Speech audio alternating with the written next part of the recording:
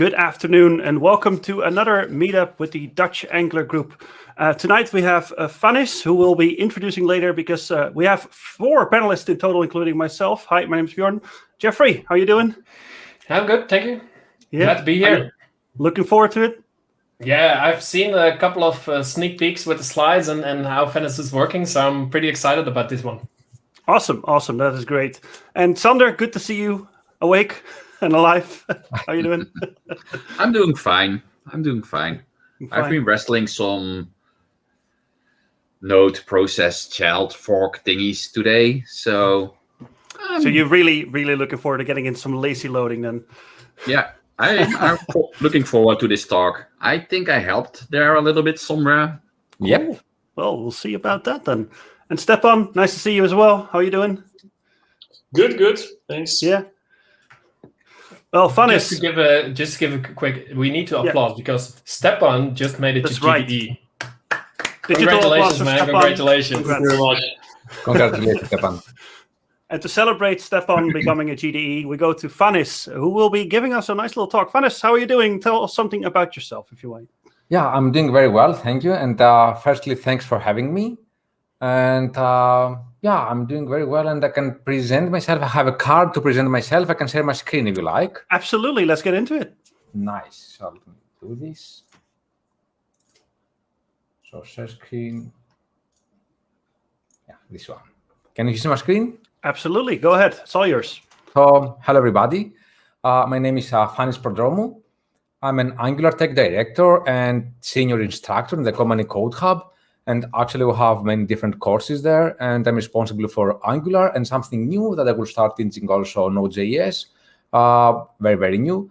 And I'm a front-end lead in the company ARCHITECHTS. I'm authoring the book Mastering Angular Reactive Forms, and very soon will be published. And also, I have a free course in Angular Nation, and the topic is Intro to Reactive Forms. So if we do not know Angular Nation, you have to check it out. It's an awesome place where we can hang out with other Angular developers. It's angularnation.net. And also, I'm a co-organizer of Angular Athens meetup. And on the bottom right corner, you can see my contact details. If you want to follow me on Twitter, Prodromou, my blog is blog.profanis.me, sorry for this. And LinkedIn is Prodromou. And something also new, I have a new YouTube channel, and the title is Code Shots with Profanis. And this is actually this one. This is my YouTube channel. And you have simply to go to YouTube, search for Code Shots with Profanis, subscribe, and I have some cool videos there. And the idea of this YouTube channel is to provide, let's say, immediate value.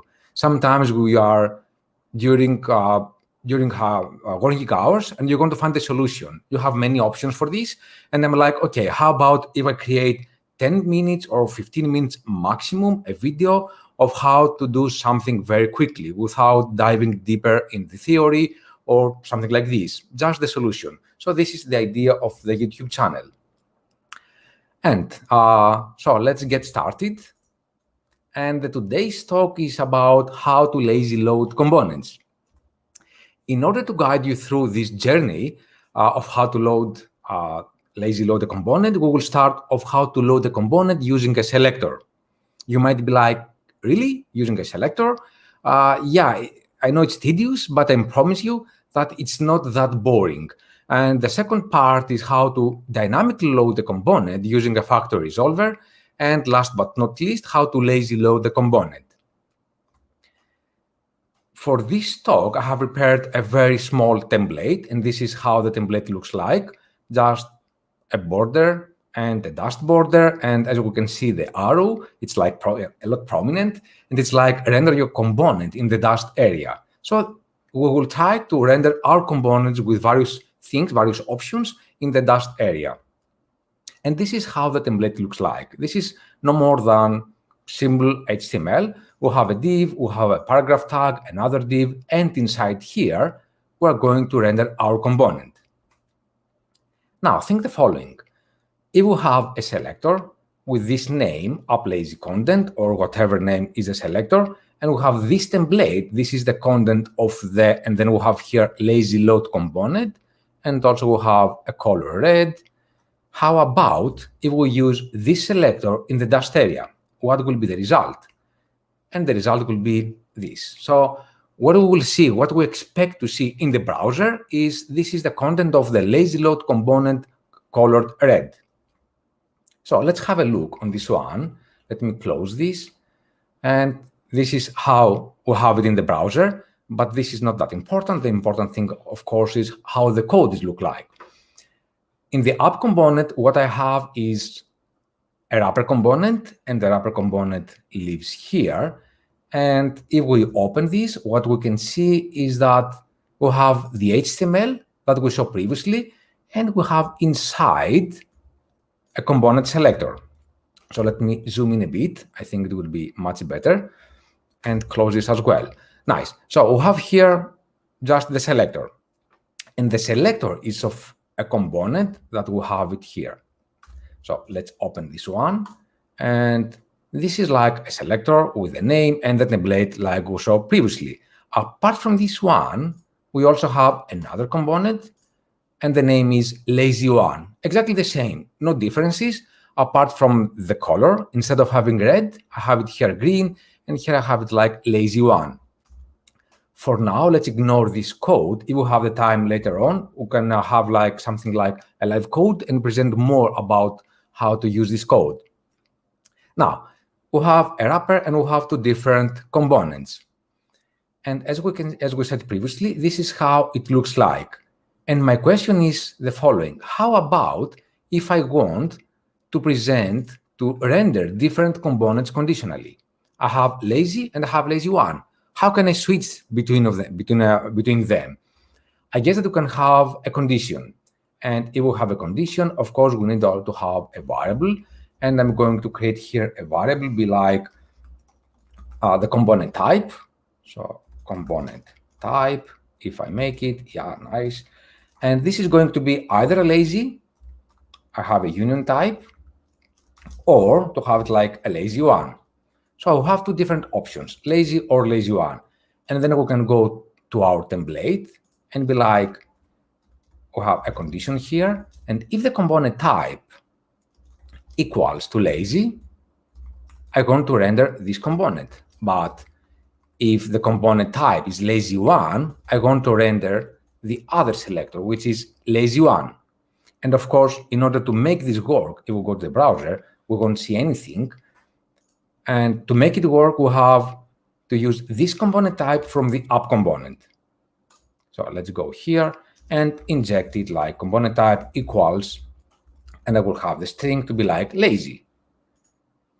And component type, I think that I did something wrong. Yeah, if you don't have it like an input, they will complain, definitely. So let's have the input here, and no more complaints. Nice.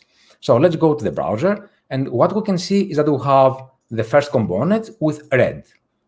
And now let's see, how about if in the app component we have lazy1? What we can see is that we have now green. And this is how we conditionally can load more components. But first, now let's see how things work in order to visualize it a bit and prepare also for our journey of how to lazy load the components. So Angular, now we know that compiles the code. And what we can say that is, I like to say that everything in Angular is like a class. And how can we differentiate one class with the other? We have the decorator, we have this one, the component, add component, and we have some metadata. And once we compile the code, what we can see is this one. And here we can see that we have the class name, we have this weird character, and we have the factory, and the factory is like one component factory. And also we have the CMP, which denotes that this one is a component. If we had, for example, a directive, this would be like a dir from directive. And something important is that here we have the type, and the type is the class name. And of course, we have the selector and more code here, but of course, I couldn't fit all of this code here. And if we have many components, every component is going to be compiled. Think the following now, that in Angular has a compiled component stack, a place that keeps all the components, all the compiled components. Of course, I do not imply that this is how Angular architecture works, but at least this is something that will help us understand the rest of the talk. So we have a compiled component stack. Everything are compiled. Nice. And if you're wondering how the compiled component looks like in the development tools of the lazy one, for example, this is how it looks like. And what we can see here is that we have the class name with the factory, and this is the factory. And also we have the CMP and the type. So here the type, it seems that it's important and we need to have the type, and we'll see later on. In this infographic, I will try to explain how the flow goes. Imagine now the following, that we have a very simple template, like what we see in the highlighted area, with a div and a component selector. During the compilation, we need, of course, to have something like a lexical analysis based on the grammar, to have some tokens, and from the token generator, we will have two different nodes. The first one will be the component selector, and the other one will be the div element. Let's focus on the component selector, and based on the component selector, Angular will try to find out from the compiled component stack that we saw previously, the compiled code.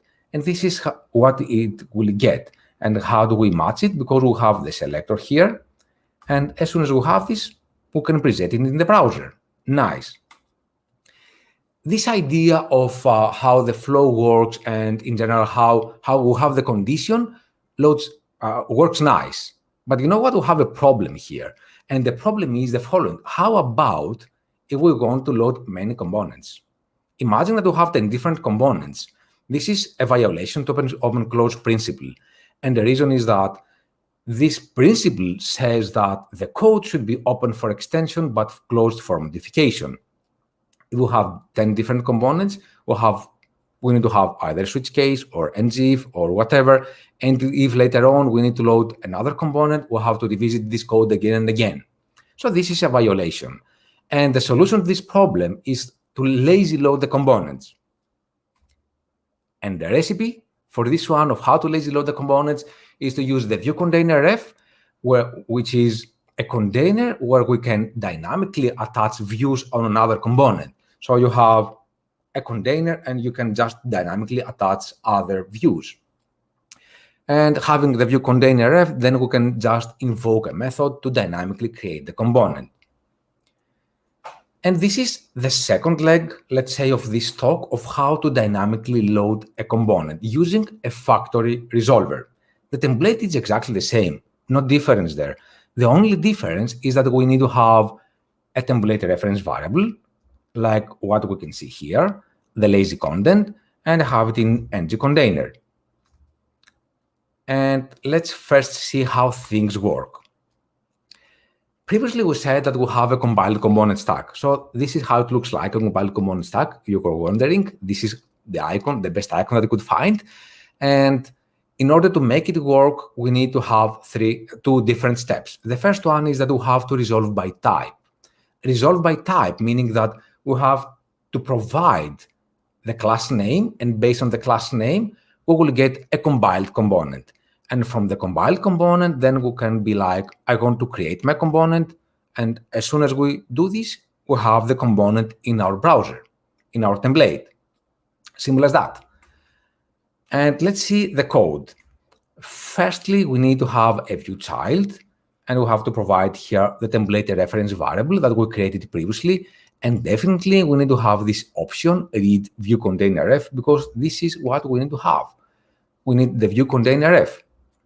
And having these, then the steps are two. The first one is that we have to resolve a component.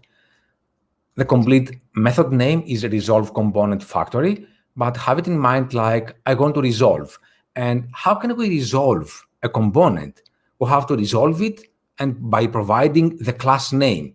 So this is the lazy content component is the class name of the component that we want to resolve. And having this, we then have to create the component. And the question might be, where are we going to create the component? In the container. And what is this container? The thing that we queried previously. As soon as we invoke the method create component, and we provide here the component factory, and the component factory is this thing that we just got from the previous line, we have it in the browser. So let's have a look. I will switch, and allow me also to go here and discard all the changes. And I will change branch, and I will be like, go here on the dynamically create components. And I have to kill the server and rerun to server just to be 100% sure that everything will work. Now, let's see the code. And I will start with the lazy wrapper component. The lazy content and the lazy one are same. I didn't change anything there. The only change that we have is on the lazy wrapper component, and specifically in the source code, in the component TS. And what we can see here is that we have the following. We have a condition. If the component type is lazy, I'm going to resolve this component, which is the lazy content component. If the type is lazy1, I'm going to resolve another one. I'm going to resolve this, the lazy1 content component. So we have to provide the class name. And having the component factory, then we can just create the component. And again, the question is, where are we going to create the component? And the answer is in the lazy content, which is the template that we created previously, the template reference variable. Something very important, if we open the app module, what we can see is that here in the declarations, of course, we have to declare our components. Declaring the components means that I want these components to have them in the main bundle. And as soon as since we need to use the component factory resolver, definitely we need to have the entry components. If we do not have the entry components here, it won't work. So let's go to the browser and see how this looks like. If I click the button load the first, we can see that we are rendering the first component. And if I click the other one, load the second, we can see that we're adding the second one, lazy one. So this is how it works using the dynamic factory resolver. So let's continue with this. And you might be like now, you lied to us. You said about lazy load. Yeah, I know, I lied to you. The recipe to lazy load a component is to have a view container ref. You need to dynamically create a component, and you also need to have ES6 import, ECMAScript imports. The code, the template, is exactly the same. And this is the third pillar, let's say, the third leg of how to lazy load a component. And as said, the template is exactly the same. I do not have any difference here. We have only the lazy content template reference variable. And this is something that we definitely need to have. And before we dive deeper in the code, let's have a look on this infographic. If you remember previously, we said about compiled components. Yeah, and since we need to load dynamically, or actually to download the components, Angular does the following with the help of Webpack: create different chunks. So if we have two different imports, ES6 imports, we will see later on, you will have two different imports. Angular will create two different chunks for them. And having these chunks, we have to download them programmatically. We have to import them. And once we import the compiled component that we need to have it, and this is something very important, when we import, we have the compiled component, the flow then is exactly the same. We have to resolve by type, providing the class name, and this is what we will get, and then just to create the component, and voila, we have it in the browser.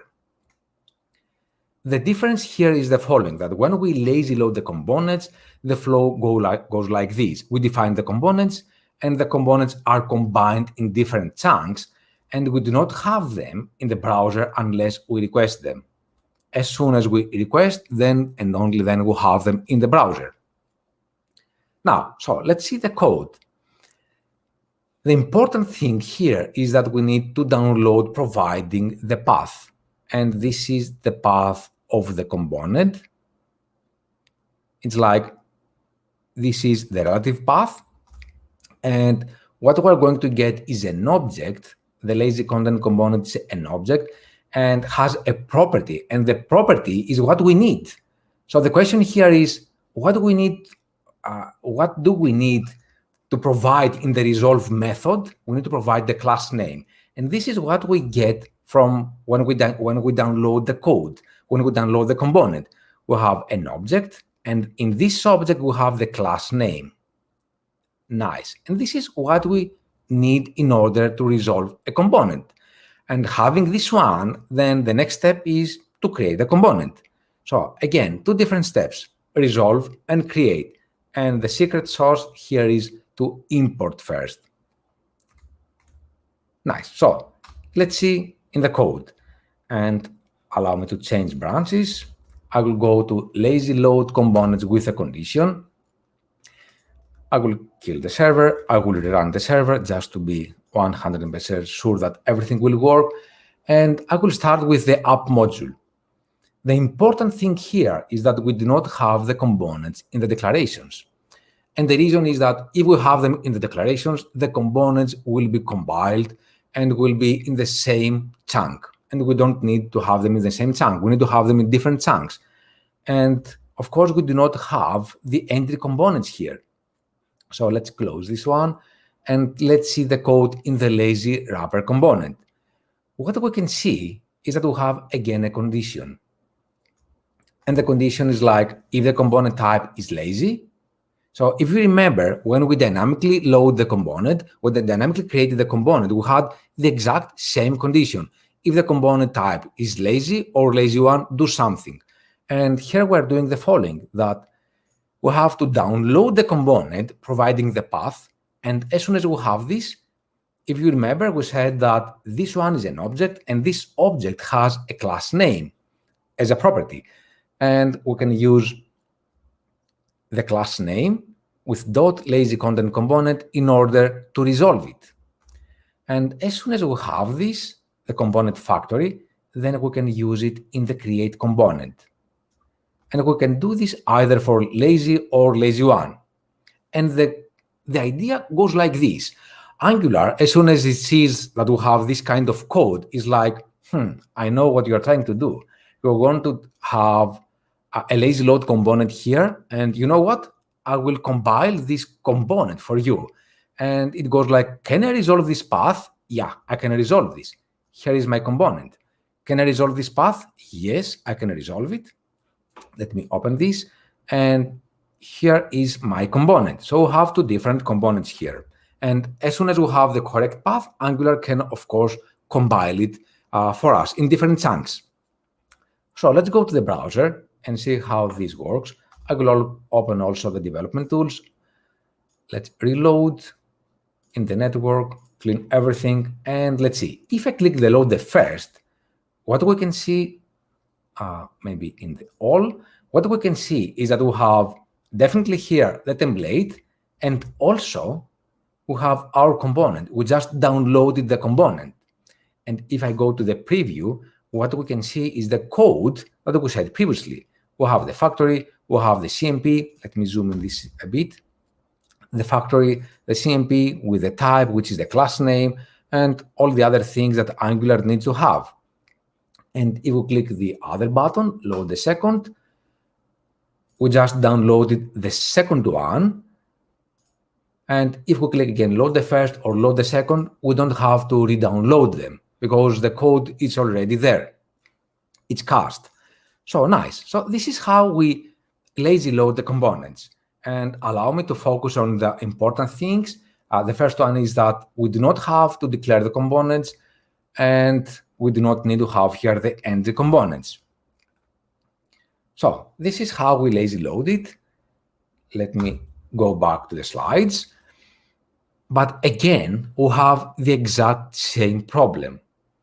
How about if we want to load many components? The only thing that we show now is that we have a shift of responsibility.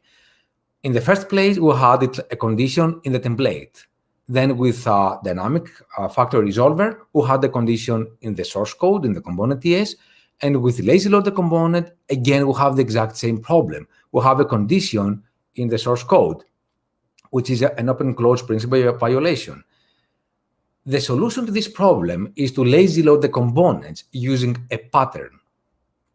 And this is what we're going to do. Let's have a look first. As you can see here, we have the word lazy. We also have lazy here, and we have lazy here, and lazy one, and lazy one, and lazy one. So it seems that we have a pattern. Can we somehow automate this? Yeah, we can. So let's switch branches. I will go to lazy load using a pattern. The code is not that verbose. We do not have the condition. And what we have here in the import is like we are generating the path. We're generating the path for the browser to know, for the Angular to know where to find the component in order to download it. And here we are like, as soon as I have this object, I will get the class name. And as soon as I have the class name, I can resolve the component and I can create the component. Let me kill this. But you know what? We have a problem here. And we will see what the problem is in a while, as soon as the server starts. Let's do the following. Previously, we said that Angular, as soon as it sees that we have an import, knows that we need to lazy load a component, knows that we need to download the component, and it will help us to compile the component. But first, in order to compile the component, Angular has to resolve the path. And the question is, can we resolve the path here in the compile time, not in the runtime? And the answer is no, we cannot. And as you can see here, we have a warning. And the warning is like, please make sure it is in your tsconfig file via the files or include. So it seems that we have to help a bit all the process. And let's do this in the tsconfig app. In the include, what we can have here is the following. Copy relative path, have the path here, and do the exact same thing for lazy one. Copy relative path. By this, what we're saying to Angular is that I want to compile these components as well. So let's give it a try and see what we will have. What we expect is to have two different chunks, 0 and 1. And you might be wondering why 0 and 1? Previously, we had a complete name. Yeah, we don't have now a complete name, but Webpack knows that it can have two different chunks, and it will name it like sequentially, 0 and 1. Nice. So if we can go now in the browser, and if I click reload, just to have a fresh start, clear everything. If I click this button, load the first, we can see that we have the first one. And if I click this, load the second, again, we can see that we just downloaded the other one. So nice. So this is how we manage to download the component, how to lazy load actually a component using a pattern. But you know what? Don't you feel like we have the exact same problem of the same principle violation here? At first, we had a condition in the template, then we had a condition in the source code, and now we do not have a condition, but what we have in the tsconfig is that we need to revisit this code again and again in order to load the component that we need. And what we can do is improve this with wild characters and be like, I want to load this. Just anything that follows this pattern. And if I close this one, let's give it a try and reserve. And now what we expect is to see, again, two different chunks. And if I click the buttons, either the first one or the second one, we expect to download the components. And as said previously, we'll have to have it here because Angular do not know how to resolve the path during the compile time. Nice. So we have here two different chunks. And if we're going to go to the browser, let me reload, clear the network, and give it a try. Load the first, Nice. And load the second. So having this, it means now that we managed to solve the problem. We no longer have the open-close principle violation. And it means that if we now want to have like a third component, so I will copy this, and I will name it like lazy2 content, and I will also name this lazy2, and also the selector and the class name. So we'll have, and of course, this one as well, and I will pick, I don't know, a color like cyan. Yeah, that's the job. And having this, the only thing that we'll have to do is the following. Go to the app component HTML, just duplicate this line, allow me to have just a margin right here, and be like, I want to load the component following the pattern lazy2. And okay, so let's give it a try. Angular Dutch.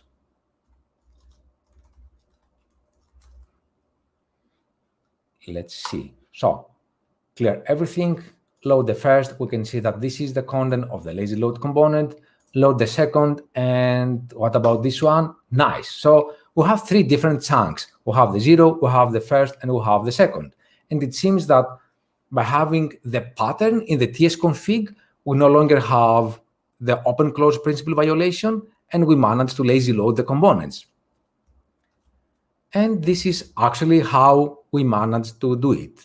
And that was it. And thank you very much. Oh, thank you so much. That was a lot to take in about 30 minutes. Very nice presentation. I see we have a couple of questions in here. I guess we can start off with the same one that I was typing as Stepan put it up. Do you have any idea? Excuse me. Any idea how Webpack remembers or knows which file is a reference to which component in your in the solution at the end? Like, do you have an idea how Webpack does that? I'm not sure about this. Let me try to understand the question. If Webpack knows where the file lives. Well, it knows where the file is because it generates it itself, so that's fine. But when you have three different components, so you gave them a pattern. So there's, I mean, I also think the lazy wrapper, but the same pattern would be considered imported now and it could be lazily loaded if you want it. But do you have any idea how Webpack keeps track which component, like which symbol for which component is in which file? So when it's 0.js, it loads 0.js when you click the first one, but you could swap these buttons around and it would still probably load the right component, right? Yeah, good one. Very good question. Of course, yeah. So do you have any idea how Webpack does that? Because it seems like there's a little bit of magic going on in there. Indeed, there is a lot of magic, and I think this is the glory. Sometimes this is the glory of the Angular framework, that some things happen automatically, and you do not have to dive deeper to find out yourself how things work. You can focus on the business thing. So I'm focusing on the business side, and just to go back to the question, I'm not sure how this works, how Webpack knows how to do the matching. But if someone knows, it would be excellent just to have this knowledge. Very interesting. Yeah. Actually, Webpack is doing the bundling itself, and it is doing the renaming also. So it just keeps a lookup table. Yeah, just a map, a key map somewhere. Or something. Yeah, right. Yeah. Has to be. But of course, like, it was interesting to see, like, if there's a specific pattern they use or whatever. I think it's like as easy as they go up to down in the tree, and the first one gets a 0, and the second one gets the 1, etc., etc. Yeah, and I think you can do, you can do something with the configuration if you want. I think you even can give it a name if you want. I think there is like an option, but that's like the Webpack magic. You can do it with some asterisks and that kind of stuff. I think it is. Yeah. I'm also pretty sure if you have like one file with multiple components in there for lazy loading, it'll just keep a list of these symbols and link them to the file it generates in the end. So as soon as you want to load one of these components that is in one of these files, it'll just know which file to get, I guess. And that brings me to a question. Yeah, sorry, what? Yeah, I think it's great kind of map between these TypeScript files and file and them. That's when we dynamically ask, then it can understand and load exact JavaScript file. But then the interesting question becomes: is that map, is that part of the initial load, or is that also lazy somewhere? Because it does load a comment.js as soon as you start asking. I think it's the initial one. So you mean if you have it in the initial load, if we have them compiled? Yeah, we'll have them compiled. Yeah, but like on the initial application load, so when you refresh the page, is that Webpack map, the Webpack map that we're talking about, that we're not entirely sure how that works or how it's saved, that we're wondering about, is that part of the initial serve? And I'm sure if you reload the app, you could see a bunch of files, but we don't know where Webpack keeps its magic hidden, basically. It's part of the initial serve. And it has to be in the initial serve because we have them already compiled and already split in different chunks. And as I said previously, with the configuration of having the keys, I know that 0 corresponds to this one, so it has to be in the serve, in the initial serve. Yeah, yeah. And then expanding on that question a little bit, I'm not sure if this is, I mean, this might also still be too much Webpack and not too much Angular. So if you don't know, it's also fine. Might have an interesting research topic. I had a question about caching, not necessarily the reloading, but I figured as we were going, that might not be so interesting. But does Webpack or Angular keep track if that component has been loaded already? Like, because you don't see the second download. Or you don't see it re-download as you reload that component. And when you click it, and go to the second one, go back. Yeah, it doesn't re-download it. Is the browser caching that like browser cache level? Is that some Webpack magic again? Does Angular take care of that because it's in control about the components? Do you have an idea how that works? Good one. No, I'm not sure I can tell you. My guess is that we have it from the framework, but this is just a guess. No, it's not part of the framework. It's basically just how modules work, how ES5 modules work, and basically, they are cached by spec. So it's the browser that does it then. In this case, it's Webpack. Okay. But actually, if you ever load a script in the browser, it's near impossible to unload it. Yeah. So there are ways to do it, but it's really, really hard to unload JavaScript. But I guess that's the underlying question, and I guess that's maybe for a different topic sometime. So there's just some Webpack browser magic going on by spec. Angular does not care or take care of any caching in that sense. That was the main question I had. So I'm sure there's plenty more interesting questions about lazy loading. Because Jeffrey here has a question about lazy loading a module. Can we also lazy load modules, for example, Angular materials button module for specific components? This is something that we had a look with, I think it was a park in Angular Nation with Sander. And the idea was like, how about, for example, if I want here to have a different module? And our small example was like, how about if I want to have, for example, Reactive Forms here? How can I do this? And since if I want to have like a dependency, and the solution to this one was like to have, I don't remember, Sandra, what was the name that we said, but let me just present this, to have like an ng module. I don't have to have this declaration. Let me import this and also import the Reactive Forms module. And I don't want either to have this one. And in the declarations, what I'm going to do is to have the lazy content component. And of course, I will change the name here and I will have it like my lazy module, something like this. So what we're doing here is that we are downloading, as soon as we download the component, we will download the module itself. And Angular knows that, okay, we'll have the module, and now we'll have we can easily have like a form control and of type, I will initialize it actually, new form control. And having this, it means that maybe we're going to have even a binding here. So if I create an input, have like input type equals text, and it can be like the form control will be like form control. And in order to make sure that this works, let's have also an interpolation with the form control.value. So this one is the lazy content, which is the first one. So if I click this, load the first, we do not see any error. And if I start typing, we can see that we downloaded the module, and at the same time works nice also the binding here. And this is actually the only solution that I found, that Sanders found actually, and shared it with me, and I can present it now to you, and of how to have a module in the lazy component. And is this let's call it best practice from Angular to do it like this? Best practice is maybe not a good word, but this is the way it works, maybe. Yeah, you said it better. This is the way it works currently. I'm not sure if later on in the future they will have plans to fix this, of how to have it more official support, let's say. This is officially supported. It is also known as spam. No, I always forget.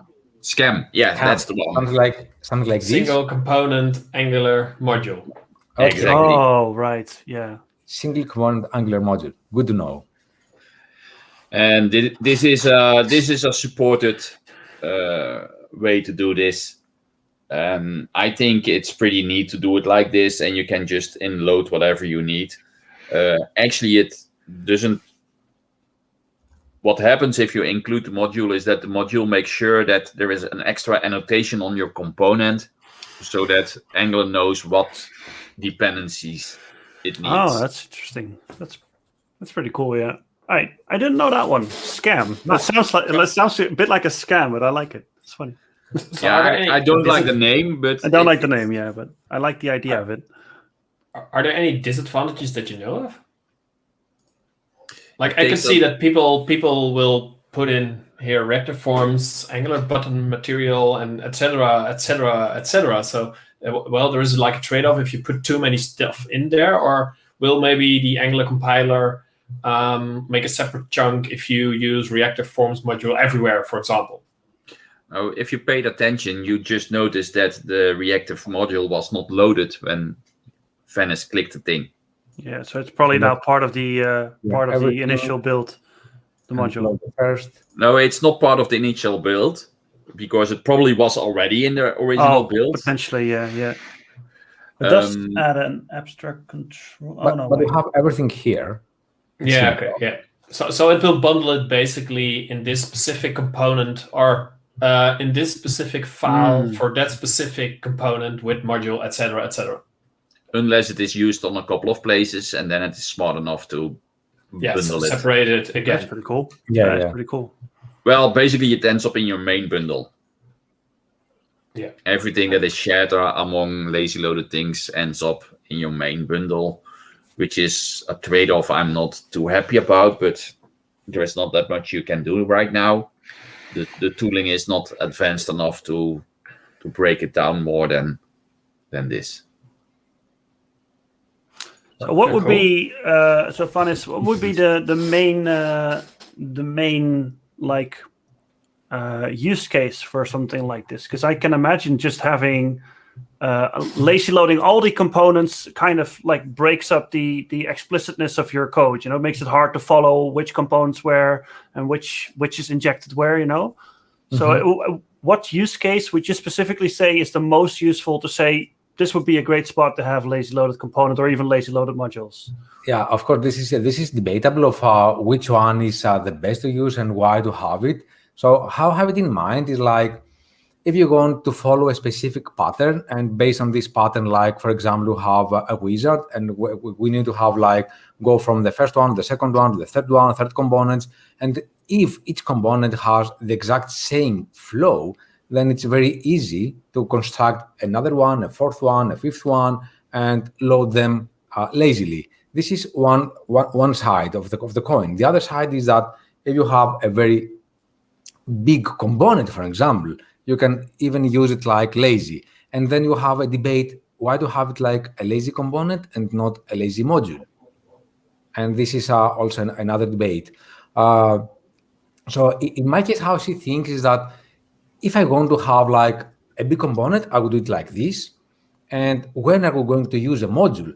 I would prefer to use them to lazy load a module if I want to have, for example, routes. So I have a module, and from this module, I want to have 3 different routes in order to go from one component to another component.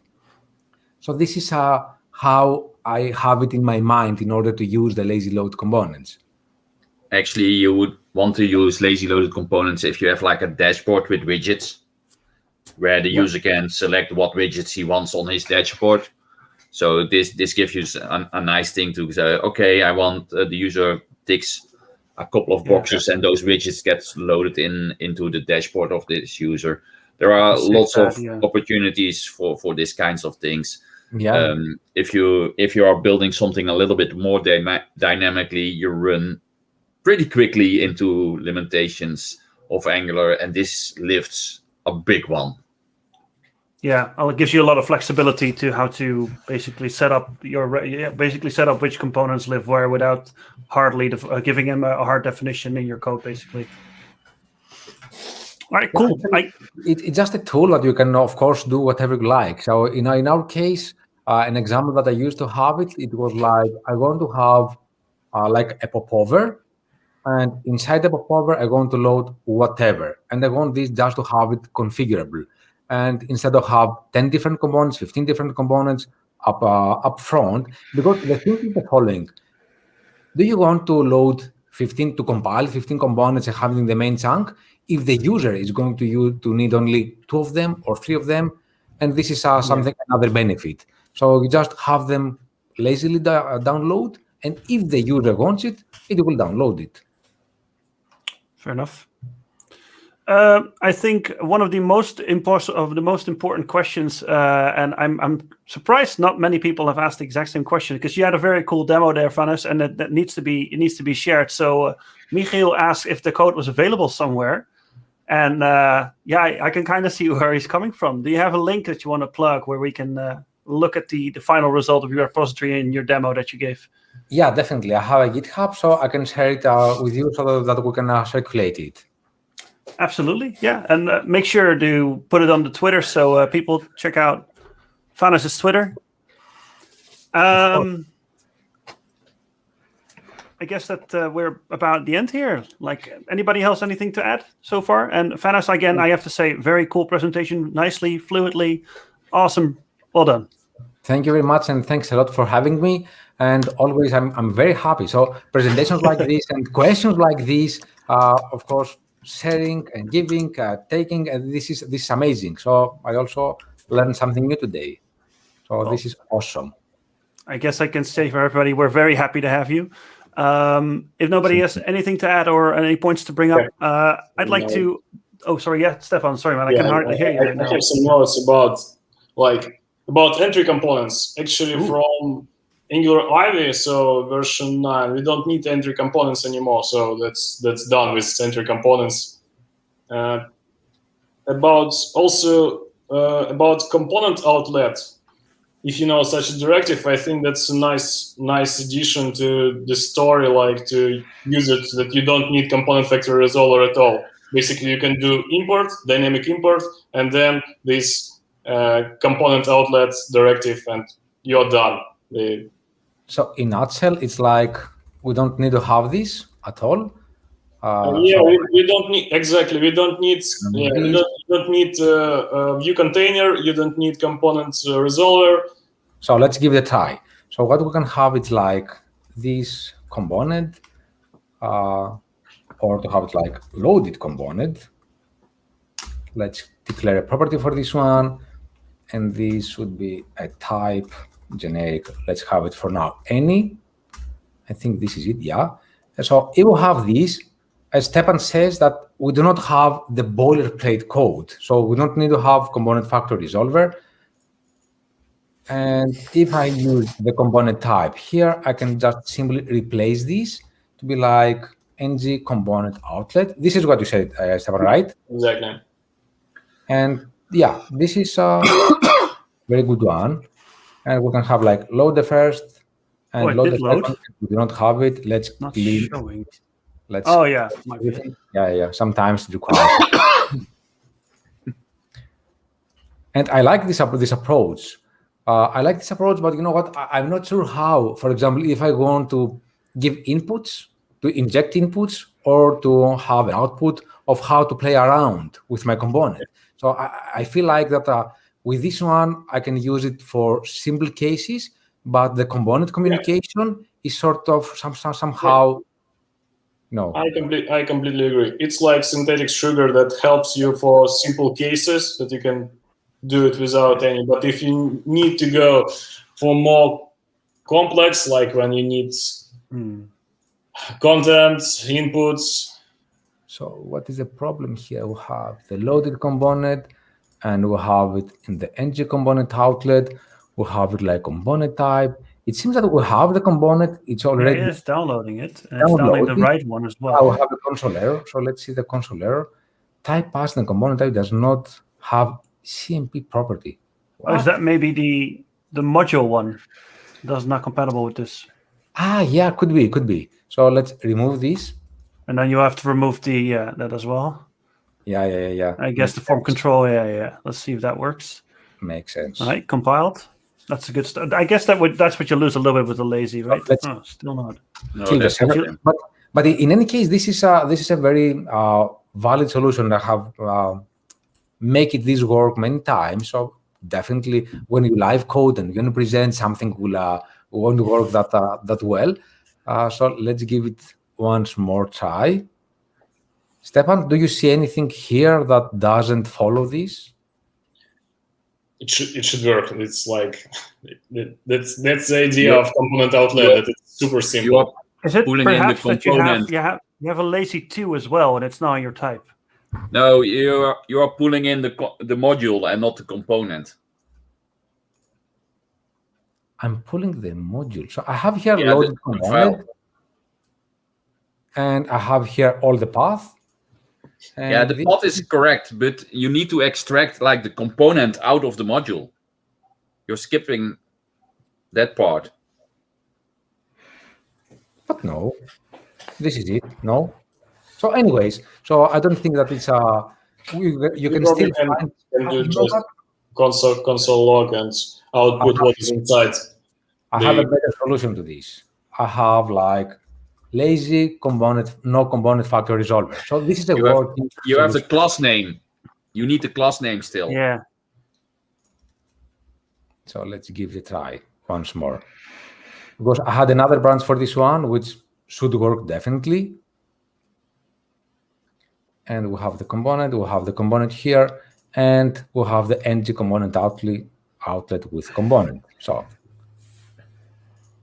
cross your fingers to make it work, and reload everything, load the first, and load the second. So nice. So it seems that I missed something. And of course, here we have these warnings because I have the lazy 2, but I didn't add it in the tsconfig.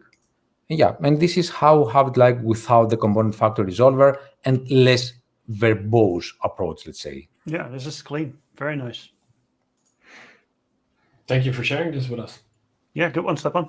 And also, nice, Fanis, that you already basically had it ready to go. So that's a great example. Is this all on your repository that you will share later? Great. So that people can just have a look at it. Yeah, definitely. I just play around, play with different branches. Alrighty. I guess that brings us to the end of this meetup. For those still watching at home, the next meetup is in 2 weeks, where we have ARCHITECHTS back again, also from Greece, who will be talking about electronify your Angular app. So his NGX Electron, I assume. And we also have, I guess, at least 2 for April already lined up about extendable and reusable components. But I'm sure we'll tell you more when that is definitive. So that'll be up soon. So I guess we'll see you next time in 2 weeks with RS right here on this YouTube. Have a good one. Bye, everybody. Hello, everybody. Thank you.